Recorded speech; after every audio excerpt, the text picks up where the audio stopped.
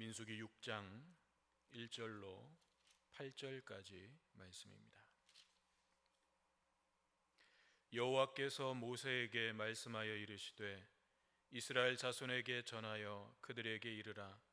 남자나 여자가 특별한 서원 곧 나실인의 서원을 하고 자기 몸을 구별하여 여호와께 드리려고 하면 포도주와 독주를 멀리하며 포도주로 된 초나 독주로 된 초를 마시지 말며 포도즙도 마시지 말며 생포도나 건포도도 먹지 말지니 자기 몸을 구별하는 모든 날 동안에는 포도나무 솟아는 씨나 껍질이라도 먹지 말지며 그 서원을 하고 구별하는 모든 날 동안은 삭도를 절대로 그의 머리에 대지 말 것이라.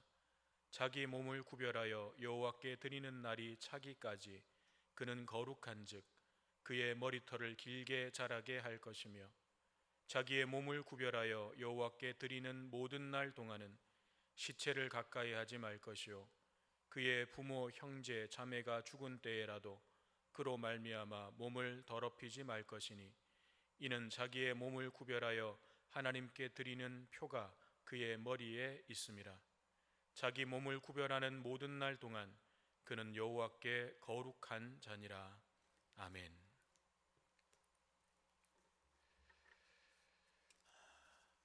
오늘도 각 가정에서 주일을 성수하며 예배를 드리는 우리 모든 성호 가족들 삶과 가정에 하나님께서 복과 은혜와 평강으로 채워주시기를 주님의 이름으로 축원합니다.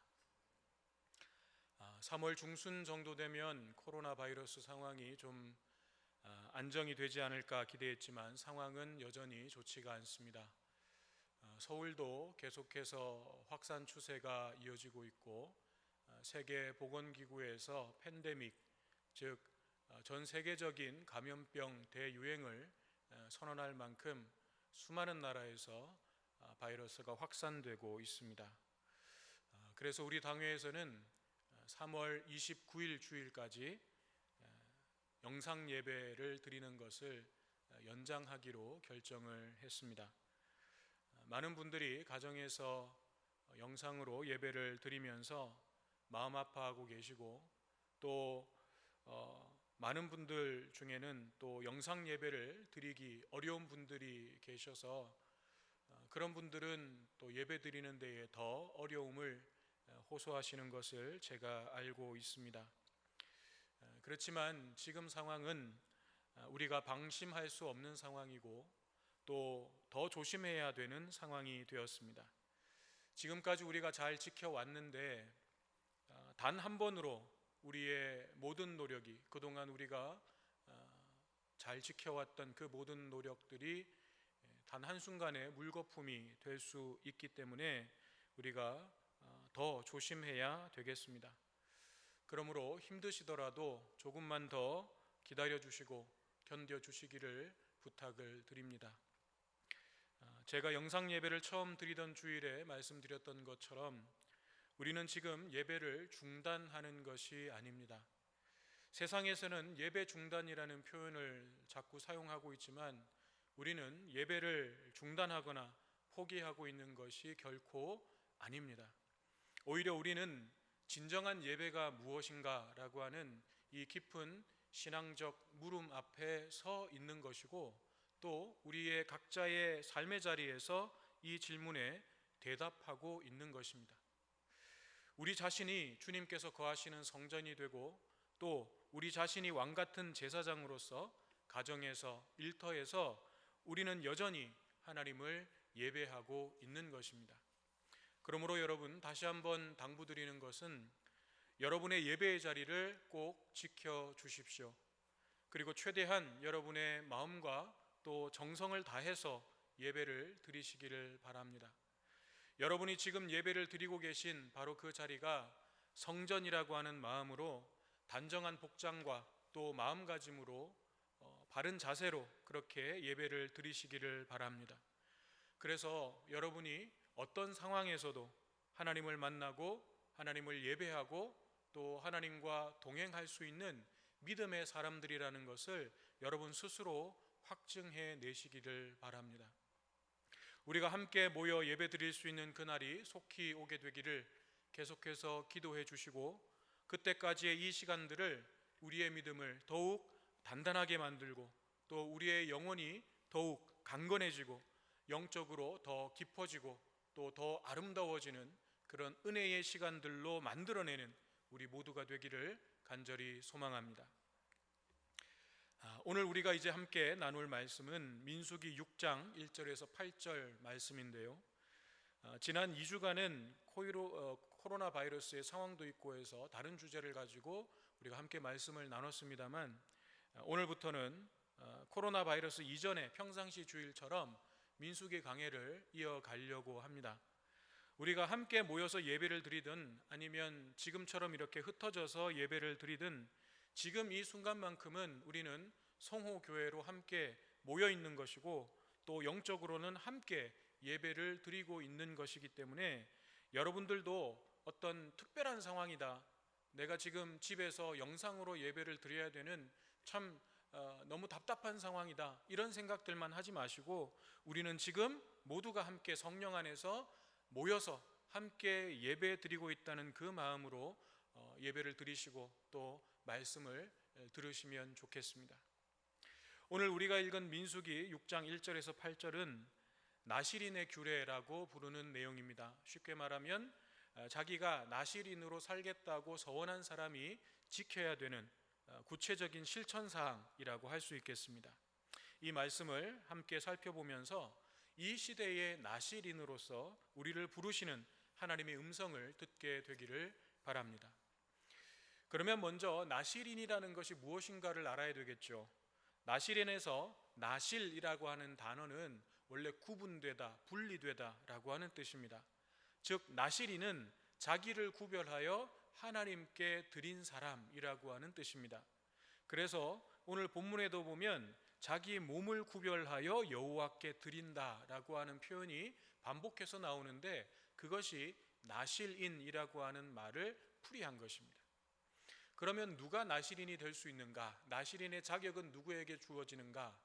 오늘 본문 2절에 보면 이스라엘 백성 중에서 남자나 여자나 상관없이 스스로 자기 자신을 하나님께 드리고자 하는 그 마음이 있는 사람은 누구나 나실인의 서원을 하고 나실인이 될 수 있었습니다.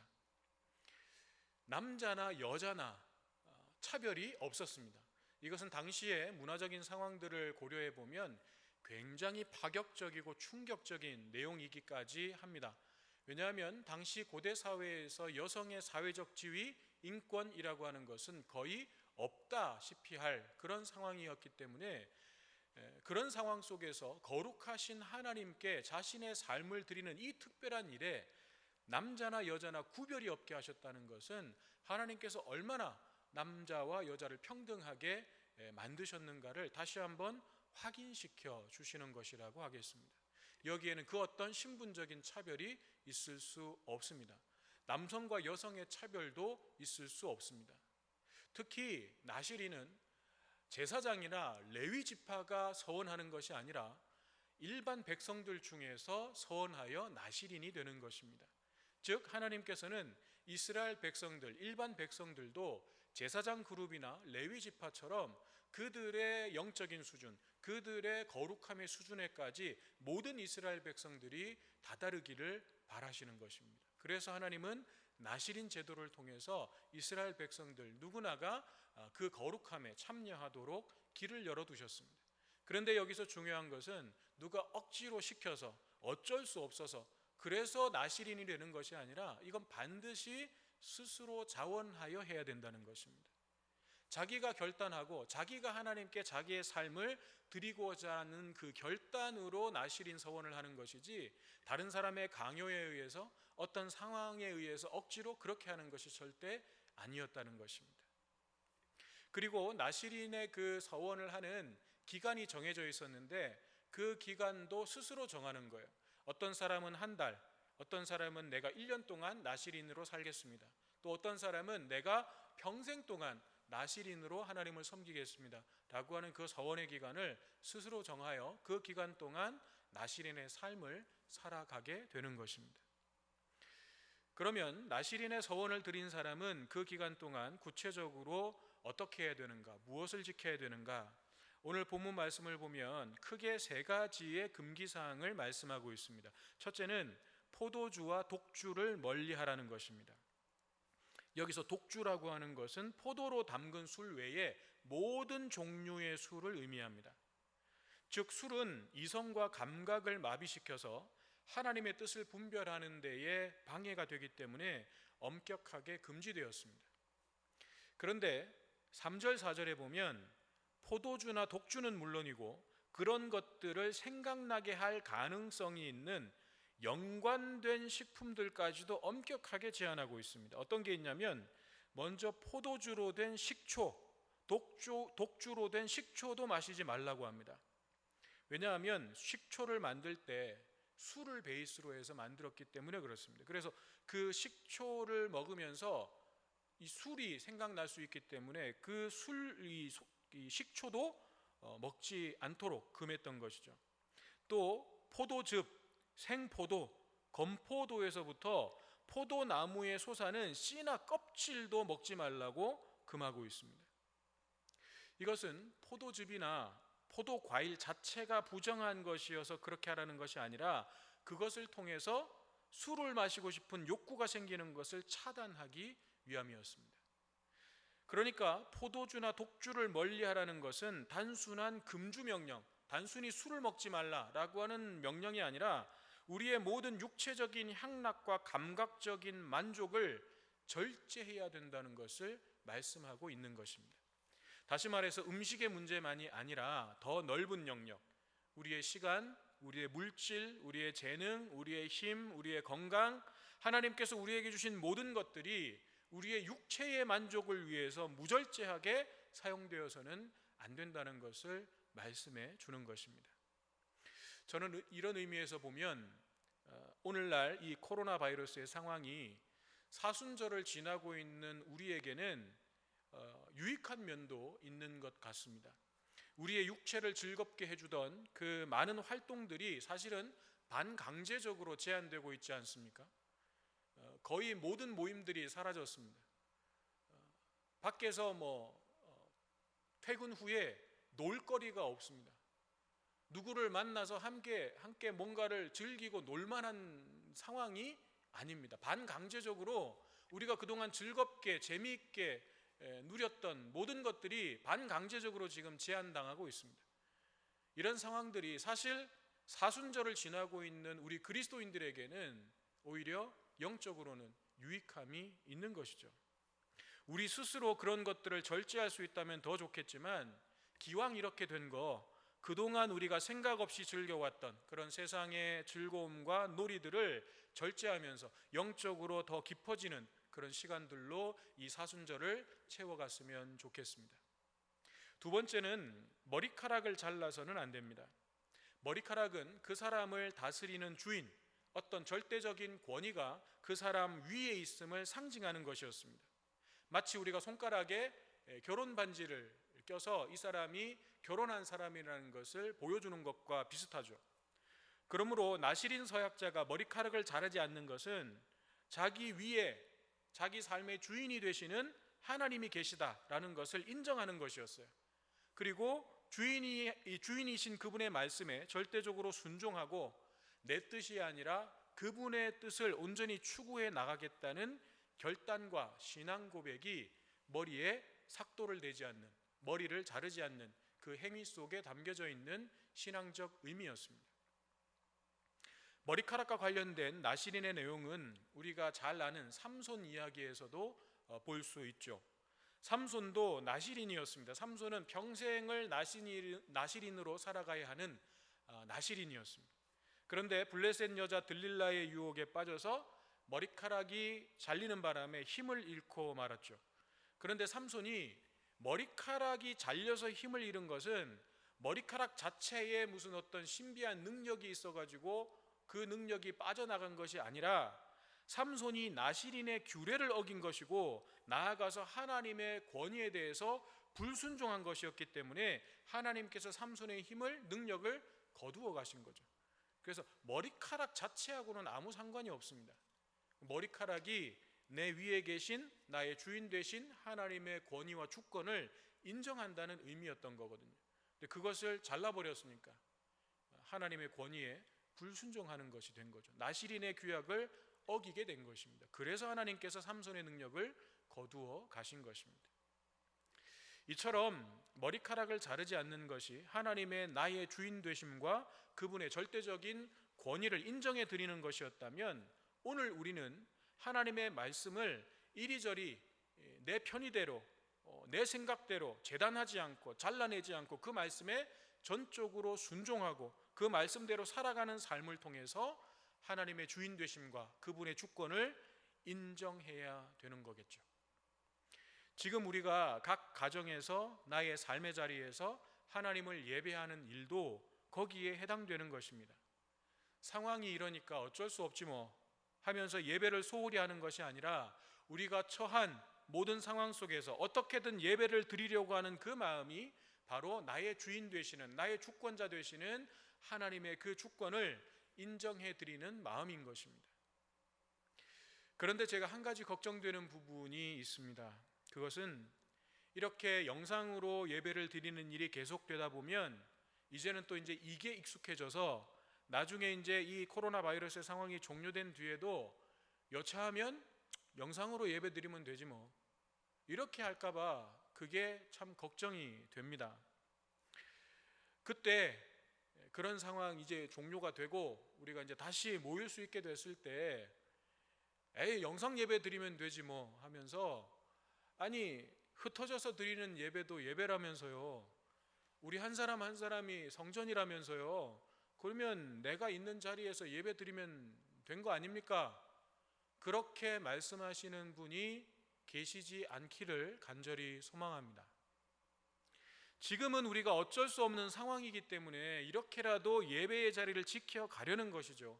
하지만 얼마든지 성전에서 함께 모여서 예배 드릴 수 있는 상황에서 그렇게 하는 것은 자기 합리화일 뿐입니다.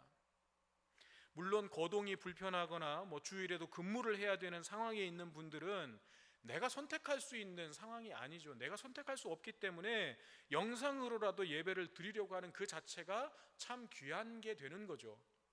그렇지만 내가 성전에서 예배를 드릴 수 있음에도 불구하고 그렇게 하지 않는 것은 내가 하고 싶은 대로, 내 편리한 대로, 내 기준에서 신앙생활을 하려고 하는 교만에 지나지 않습니다. 그러므로 지금 여러분들께서 각자의 자리에서 예배를 드리시는 이 열심과 믿음이 나중에 우리가 성전에서 예배를 드리게 될 때에는 이 성전 안에 이제 다 함께 모이게 돼서 모아져서 이 안에서, 우리 이 성전 안에서 더 뜨겁게 타오르게 되기를 간절히 바랍니다.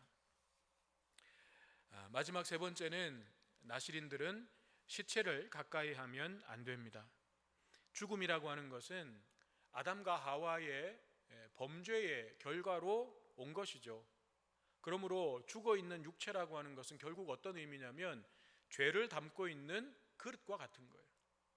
우리의 육체는 아담의 그 죄에서 벗어날 수 없기 때문에 육체를 담고 있는 그릇인 겁니다. 그래서 죽어있는 육체라고 하는 것은 이제 그 사람의 영혼이 떠나고 온전히 육체만 남아있는 죄를 담았던 그릇일 뿐인 것이죠. 따라서 시체를 접촉하거나 가까이 하는 것은 죄와 접촉하는 것으로 간주되었습니다. 그러므로 시체를 가까이 하지 말라라고 하는 것은 곧 죄에 물들지 않도록 철저하게 경계하고 죄를 물리치라라는 의미입니다. 죄의 삭은 사망이라는 것을 항상 기억하라는 의미인 것입니다.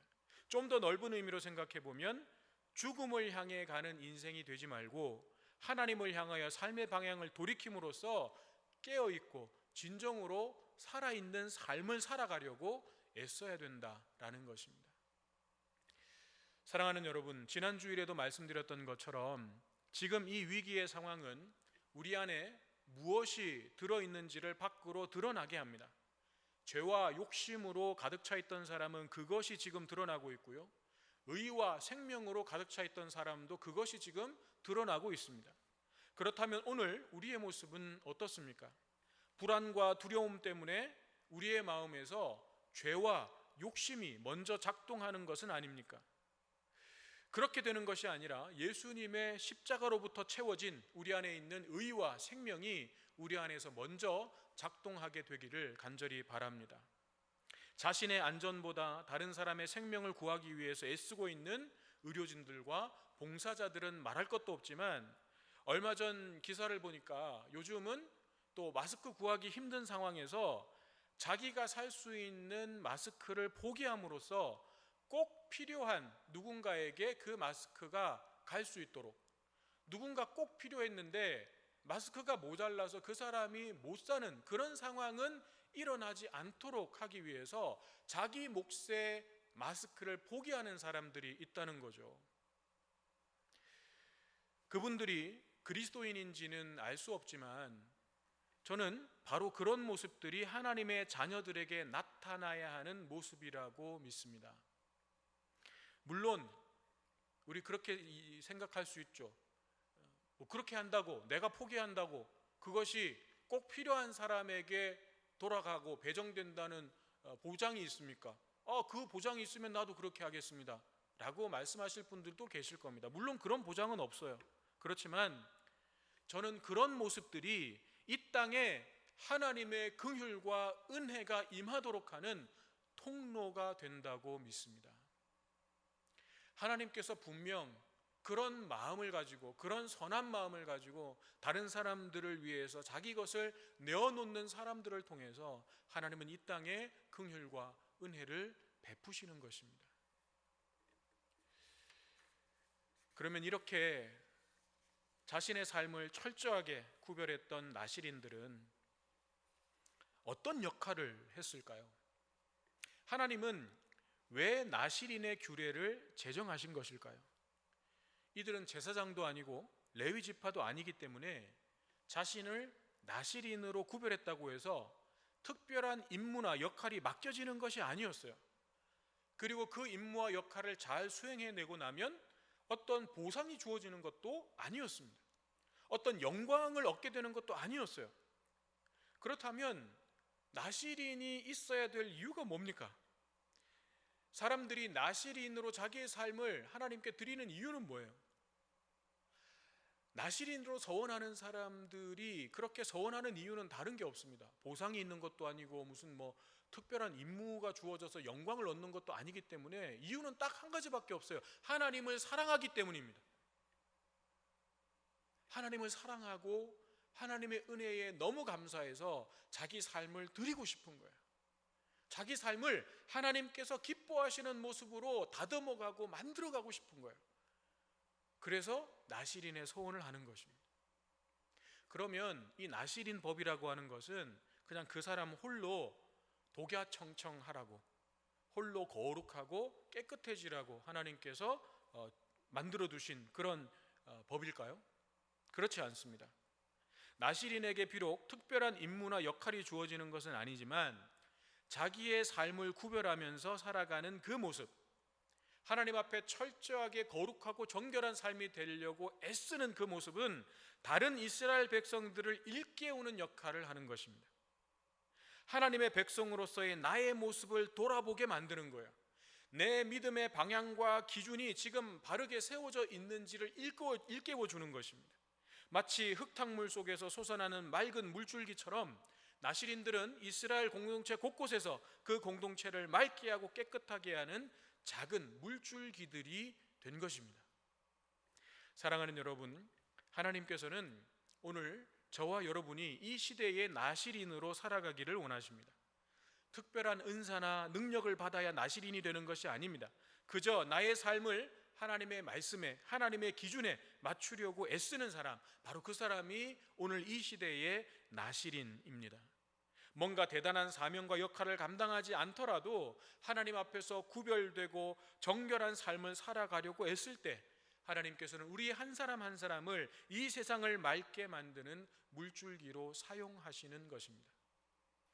저와 여러분이 하나님께서 쓰시는 바로 그 한 사람의 나실인으로 살아갈 수 있게 되기를 주님의 이름으로 축원합니다. 우리 찬송가 321장 부르시면서 준비한 예물 하나님께 올려드리겠습니다.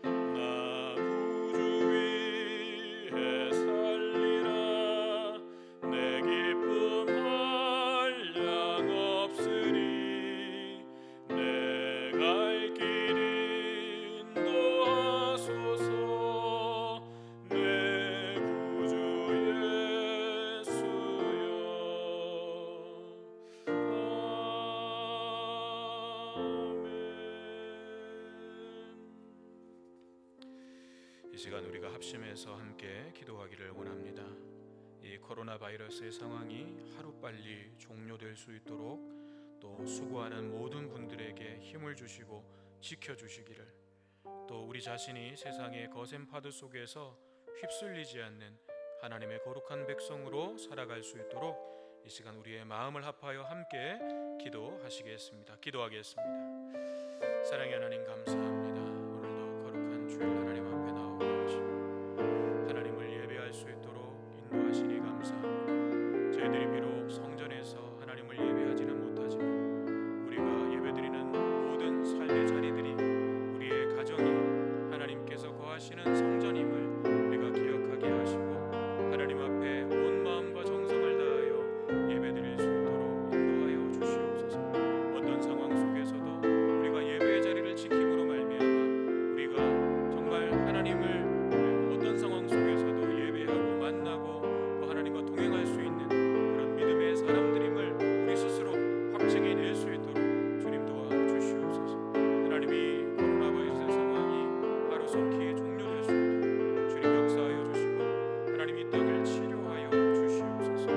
정말 최전선에서 치료와 방역을 위하여 사투를 벌이고 있는 모든 분들을 지켜주시고 저들에게 힘을 더하여 주시옵소서. 저들의 수고와 땀방울이, 저들의 눈물이 하나님 결코 헛되지 않도록 도와주시고 온 국민들이, 온 백성들이 한마음이 되어 이 위기를 극복해 나아가고자 하는 이 의지들이 하나님 반드시 이 위기를 이겨나갈 수 있는 하나님 역사해 주시고 힘을 다하여 주시옵소서. 오늘 하나님의 백성들이 이 땅을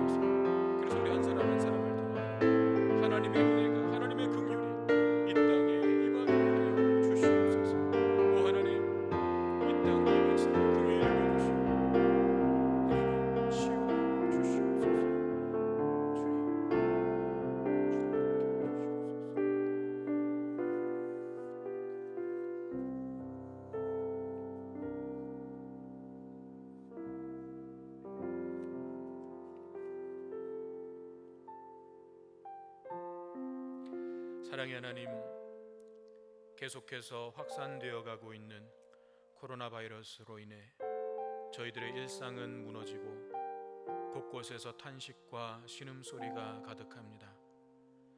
성전에 모이지 못하고 가정에서 예배를 드려야 하는 이 답답한 상황이 더 길어졌습니다. 끝이 보이지 않는 이 상황들을 보며 점점 저희들의 마음도 지쳐갑니다. 그러나 하나님, 이러한 때일수록 더욱 저희들 안에 믿음이 작동되게 하시고 이 시대를 향한 하나님의 뜻을 분별하기 위해 더욱 겸손히 무릎 꿇게 하여 주시옵소서. 이 위기의 상황을 틈타 우리의 믿음을 흔드는 사탄의 시험에서 지켜주시고 믿음이 연약한 지체들을 붙잡아 주시옵소서. 그동안 너무 안일했던 저희들의 믿음과 삶을 돌아보며 거룩하고 정결한 삶으로 구별함으로써 오늘 이 시대의 나시린으로 우리를 부르시는 하나님의 부르심에 응답하게 하여 주시옵소서. 세우신 주님의 교회와 하나님의 백성들이 이 땅을 새롭게 하는 맑은 샘물줄기가 되게 하여 주시옵소서. 이 시간 하나님 앞에 올려드리는 예물을 기름 부어 성별하시고 주의 은혜와 사랑과 생명을 흘려보내는 거룩한 도구가 되게 하시며 저희들의 삶도 구별하여 하나님께 드리기를 원하오니 부족하고 연약한 모습이라 할지라도 하나님의 구원의 역사의 한 줄기를 감당하는 복된 삶이 되게 하여 주시옵소서. 연로하신 어른들과 환우들을 눈동자같이 지켜주시고 치료와 회복의 은혜로 역사하여 주시며 치료와 방역을 위해 최일선에서 싸우고 있는 모든 이들을 안전하게 지켜주시고 잘 감당할 수 있는 힘과 능력을 더하여 주시옵소서.